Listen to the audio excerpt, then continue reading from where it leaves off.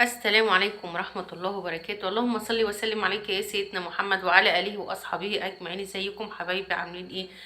صباح الخير وصباح الفل وصباح التفاؤل وصباح، بصوا، صباح كل حاجة حلوة عليكم.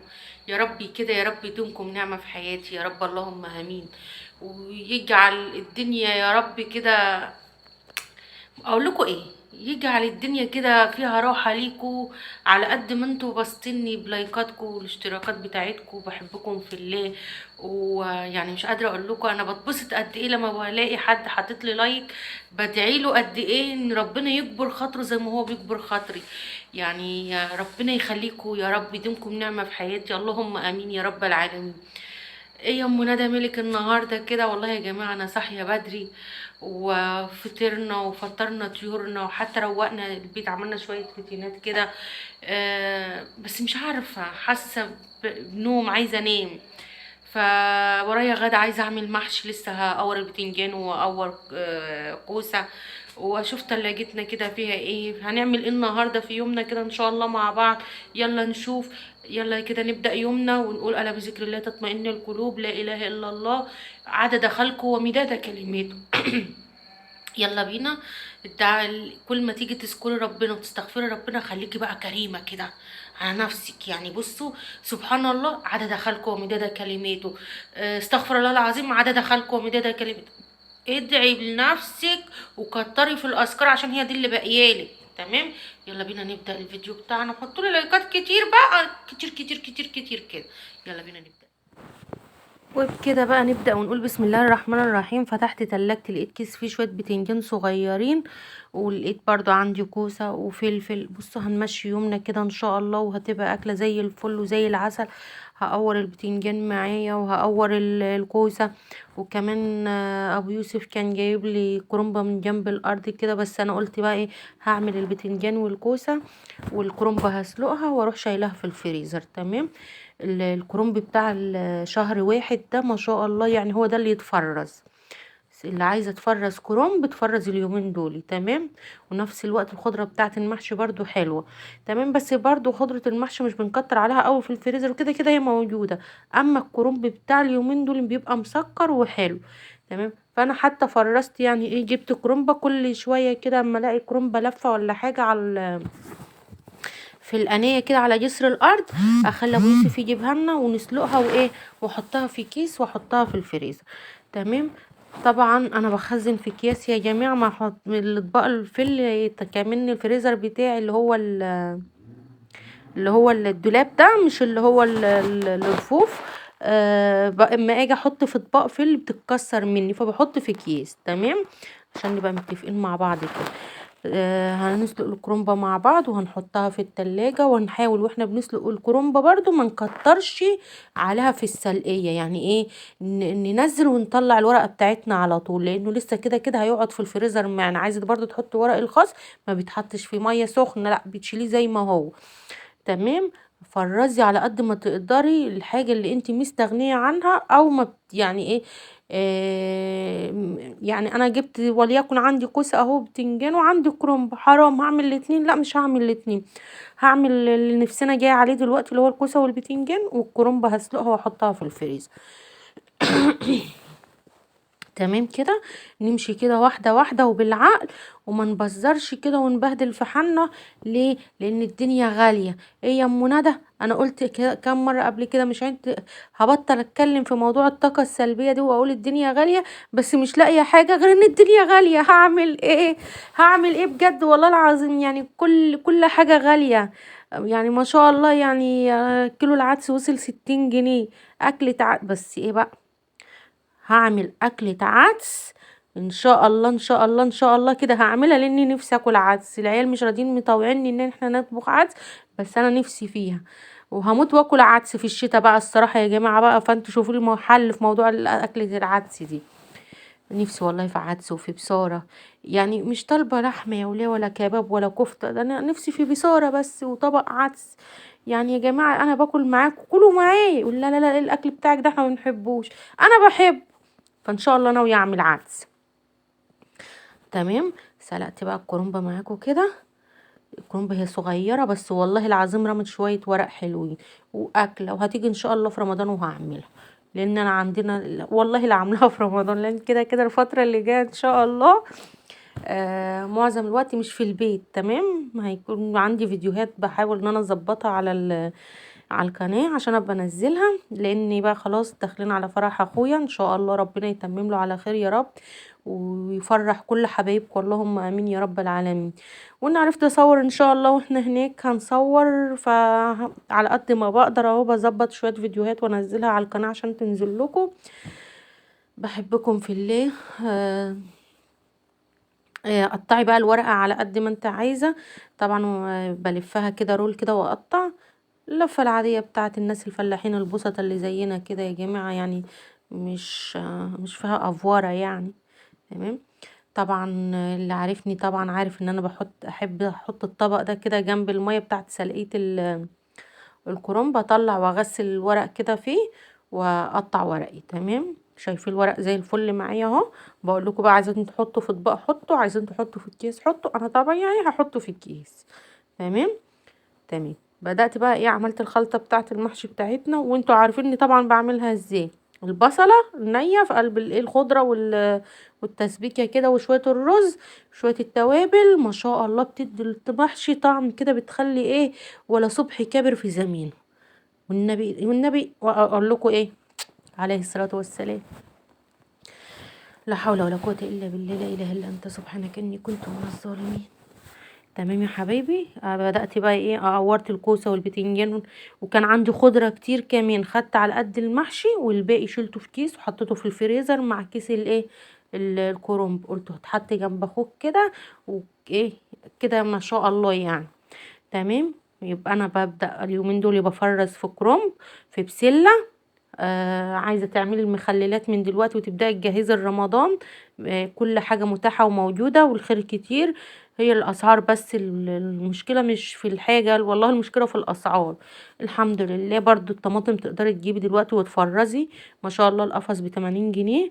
فيعني هنجيب ان شاء الله الفترة اللي جاية مع بعض وهنعمل، بس مش عايزه يفرز دلوقتي الا لما اذبح البط اللي عندي.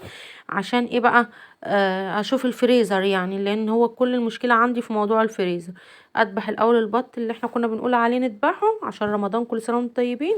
وبعد كده لو لقيت مكان هجيب قفص طماطم وافرزه. تمام. فين لايكك الجميل يا قمرايه، فين لايكك الجميل يا سكر انت وهي. وبكده بقى ايه خلصت المحشي بتاعي، وبدات اسقسق كده بقى للمحشي ان انا اسقيه يعني، واولع عليه. اول ما بيغلي معايا بروح موطيه عليه وسايباه بقى براحته. بيكون بقى عندي شغل كتير بقى بحاول اخلصه وايه، وارجع الاقي المحشي بتاعي استوى زي ما انتوا شايفين كده ما شاء الله. وكمان غرفنا الاكل بتاعنا وقعدنا اتغدينا وكانت لقمه زي الفل. ونشوف يومنا خلص معانا ازاي وكمل ازاي ما شاء الله يعني.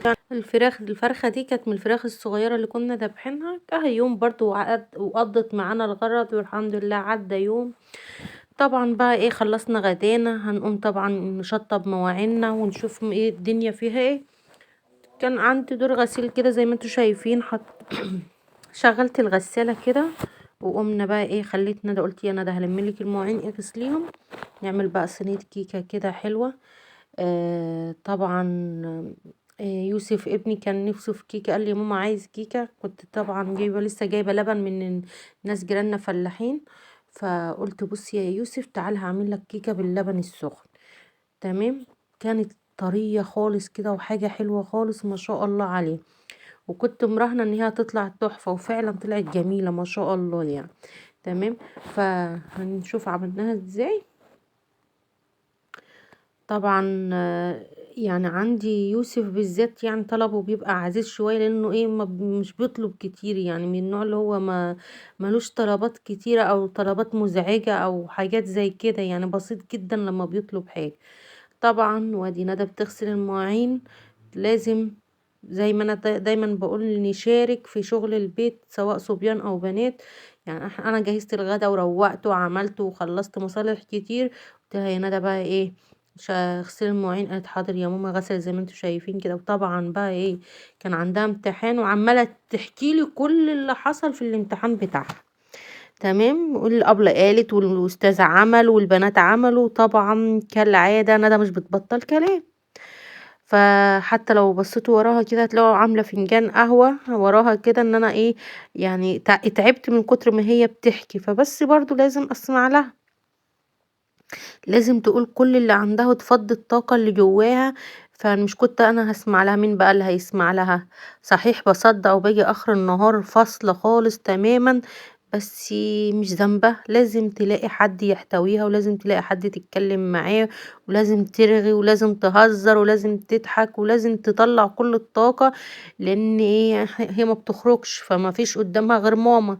يا ماما ده حصل كذا، يا ماما ده صاحبتي عملت كذا، يا ماما ده عايزة اعمل كذا، يا ماما عايزة اشد في شعري، فما شاء الله يعني. تمام، ربنا يخليها ويرزق كل مشتاق، اللهم امين يا رب.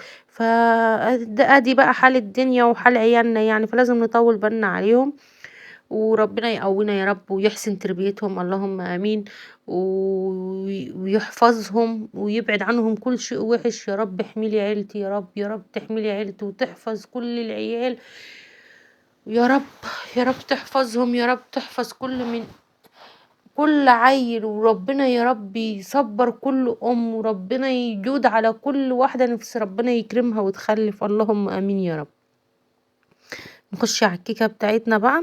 كنت نخلت الدقيق بتاعي، نخلت كوبايتين ونص الدقيق، تهلي 3، يعني قولوا 3 كوبايات دي. انا كنت بعمل بالويم كده، ما بعملش اللي هو بالمقدار يعني.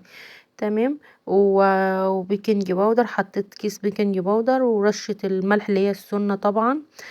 فما شاء الله ما شاء الله يعني ايه، آه الدقيق في البيت خير وبركة. عفري الدقيق في البيت، مش عفري ان انت تجيبي دقيق وتعفري، لا يعني شغلي دقيق في البيت، اعملي حاجات معجنات لولادك وكده في الشتا ده. تمام. وفي منها ان انت بتشغلي الفرن بيدفي البيت برضو. معايا حطيت كوباية وربع سكر، وكوباية الا ربع زيت، و3 بيضات، وكيس فانيليا، وضربت ده كله في الخلاط، وهحط برضه عليهم كوباية لبن. وهعملها ايه بقى، ونقطتين خل زي ما انتوا شفتوا كده. وهروح ضربة ده كله في بعضه كده، ونازلة بيها على الايه، على الدقيق، وبالمضرب اليدوي. وهعمل كده الدقيق، وما شاء الله كانت ناعمة، اللبن بيغلي سخن. تمام. لسه مفضيه من اللي كنت لسه غالياه. تعالى يا يوسف، على ما ايه، وضربت الحاجة الاول زي ما انتوا شفتوا كده قبل ما احط اللبن عشان البيض. تمام. وبعد كده نزلت عليه باللبن. كان حلو وكان زي الفل. وما شاء الله العجينة كانت بتاعت شفت الدقيق السبونج بتاع التورتة، كانت شكل العجينة كده، وهي ايه طالعة من الفرن، وهي كمان في الصينية، ما شاء الله كانت حلوة قوي، عجبتني. عجبني موضوع الكيكة باللبن السخن، لا كانت حلوة خالص، ما شاء الله كانت حلوة بجد بجد والله بجد يعني. لا انا انبهرت، انا كاسماء انبهرت منها خالص وعجبتني ما شاء الله. تمام. ما شاء الله يعني، حلوة. كان نفسي بقى ايه، بس مش جت في بالي، كنت سيحت شوكولاتة وبعد ما طلعت حطيت عليها شوكولاتة، لان بجد كانت تستحق، وكانت طالعة طعمها تحفة وزي العسل. طبعا بقى إيه، قعدت اعاند في يوسف ابني ما شاء الله يعني هو يقول لي هاتي، كان وقتها مضايقني عشان مش راضي يروح يصلي العشاء.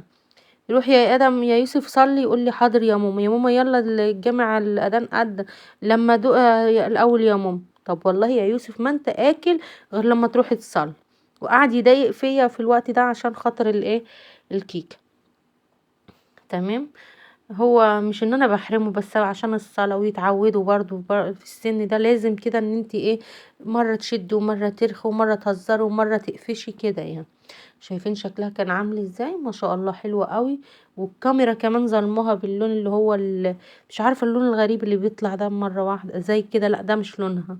ايوه كده لونها شايفين، مش عارفة انا اللي بختار الالوان اهو. بس ده عشان الضي بتاع التليفون. تمام. قطعتها، والصينية دي كبيرة ما شاء الله يعني،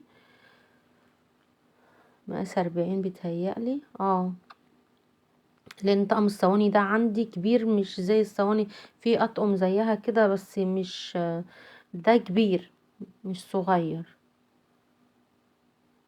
ما شاء الله. شايفين سخنة لسه ومش صابر يا ابني، روح صلي. يقول ادوقها الاول. تمام. فانا ده عماله بقى ايه تقول شايفينها يا ماما لسه سخنه، طولوا بالكم يا جماعه. عملت كوبايه شاي بلبن كده، وقلت بقى اما اخد حته واشرب كوبايه شاي بلبن. بس والله ما اكلتها، يوسف ابني اللي اكلها عشان ايه يتوكل على الله ويروح يصلي العشاء. وما شاء الله كانت حلوه وحاجه بسيطه ورضينا العيال، وكان يوم زي الفل. تحطوا لنا اللايك بقى الجميل والاشتراك عليه ولا ايه؟ وايه رأيكم في ايامنا كده وفي القناة بتاعتنا وفي البساطة اللي احنا فيها؟ احنا حياتنا بسيطة جدا جدا جدا. و شفتوا بحاول اعاند في يوسف. حطوا لنا بقى اللايكات الجميلة بقى كده والاشتراكات. يلا يا عسليات، يلا يا قمريات. يلا شوف. بحبكم في